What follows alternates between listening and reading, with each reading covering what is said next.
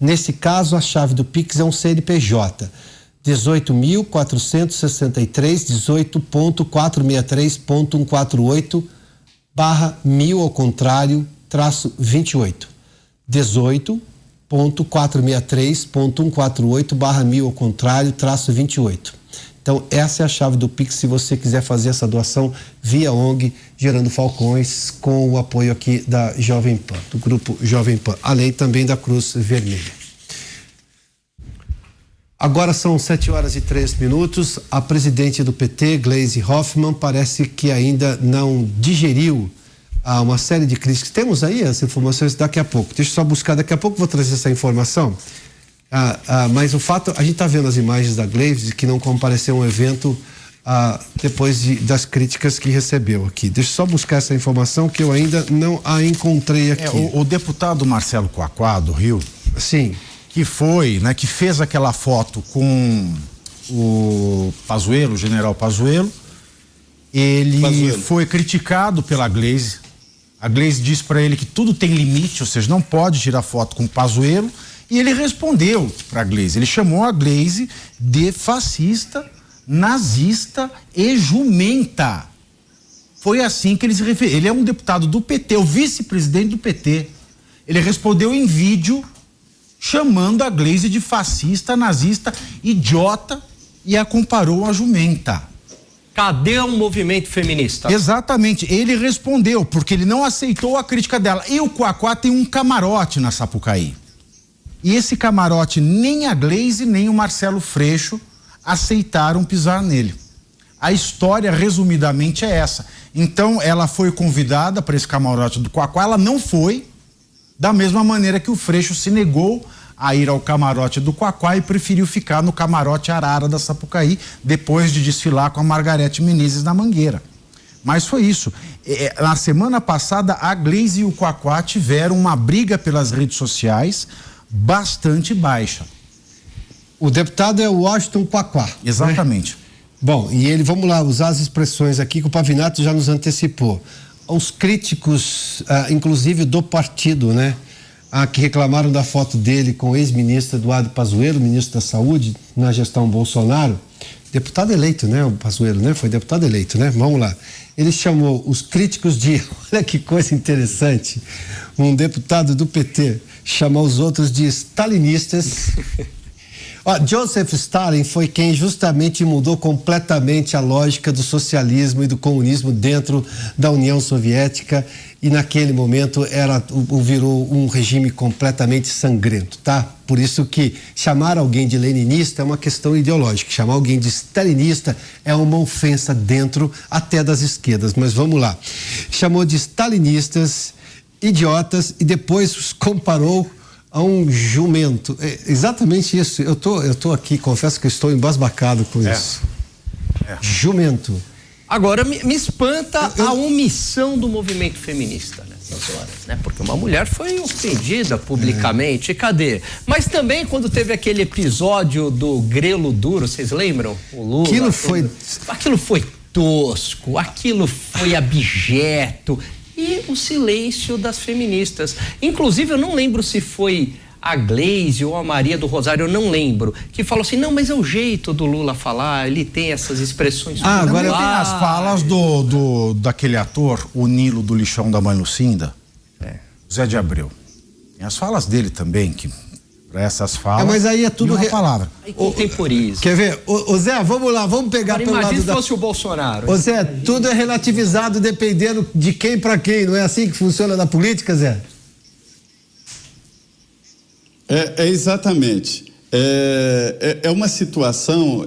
na verdade é o seguinte, há muito, né, se debate exatamente o politicamente correto.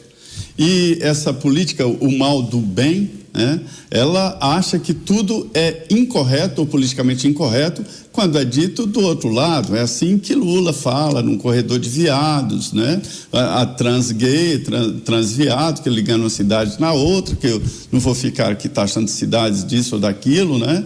E aí é normal, quando se fala dessa história aí do grelo duro, quando se fala lá da outra companheira que foi alvo de busca e apreensão e que ela pensou que era namorado chegando, né? Várias agressões assim que são consideradas normais e não são politicamente incorretas.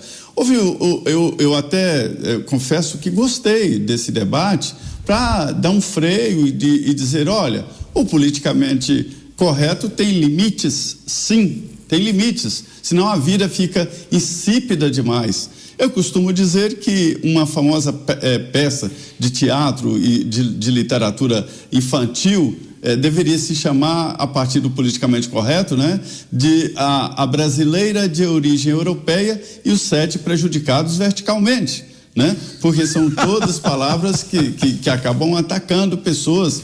Então, assim, o politicamente correto tem que ter limite, senão a vida fica insípida demais, né? Mas o que eu estou insistindo, e é o segundo ponto que eu digo, essas pessoas que cobravam postura e palavras e termos. Se elas cobravam, elas deveriam fazer, né? Deveriam dar o exemplo, mas não, só cobram para os outros. Zé, como é que é a história dos 7 prejudicados na altura? Não entendi. Você pode repetir isso aí, Zé? Verticamente. Branca de Neve e os 7 anões. Tudo isso aí virou pejorativo. Então tem que ser a brasileira de origem europeia, ou seja, a Branca de Neve, né? E os 7 prejudicados verticalmente, que são os anões. Também são pejorativos, o termo pejorativo. Olha, tentando... Deixa eu só falar, o Zé fez menção que o politicamente correto tem limite. Até a busca pela justiça tem limite. Sabe por quê? Porque deve ir justiceiro. E justiceiro não está em busca de justiça, é outra coisa. Aí é barbárie em nome de outra barbárie, né? Não tem nada a ver, os meios já começam a ser completamente distorcidos. Para se ter uma ideia, como que o debate social, a gente vai voltar à questão de ontem, como que a liberdade garante que a própria sociedade, vá lá e consiga limitar os seus excessos. Porque é natural, a sociedade está viva, as coisas acontecem naturalmente. Mas aí você fala, poxa, isso não pegou bem, todo mundo, há quase um consenso de que isso aí passou do limite. Tudo bem, para-se de se usar.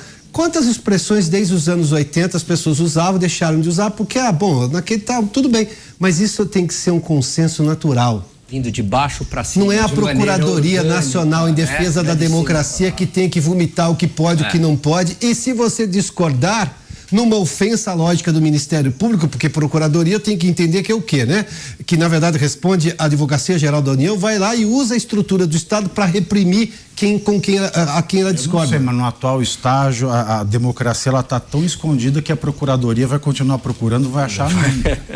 Não, por falar em como a expressão democracia é mal utilizada, ela está tão vilipendiada, para usar uma expressão do mundo dos causídicos, representado aqui de forma brilhante pelo Tiago Pavinato, que eu fiz... tanto, mestre. Eu fiz esse programa aí já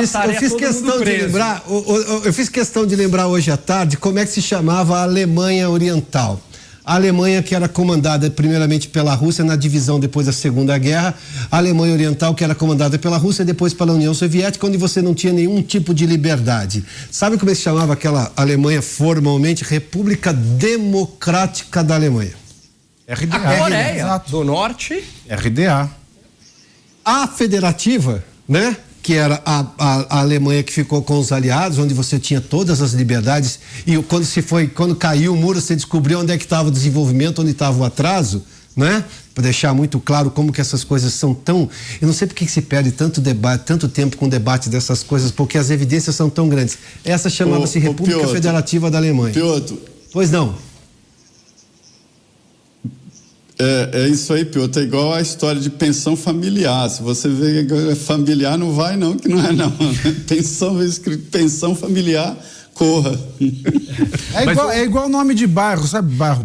Bairro Novo, que põe Jardim dos Ipês, Jardim das Acácias, Jardim Belo. Você vai pro lugar, é tudo menos o que o nome indica. Né? Mas é impressionante como a linguagem ela tem esse poder. E principalmente para os inocentes úteis. Então você coloca um democrático, um social, né? Algo do tipo. Essas palavras... É o que você usou. Como é que você chama? As palavras gatilhos. Palavras elas mexem gatilhos. com as emoções.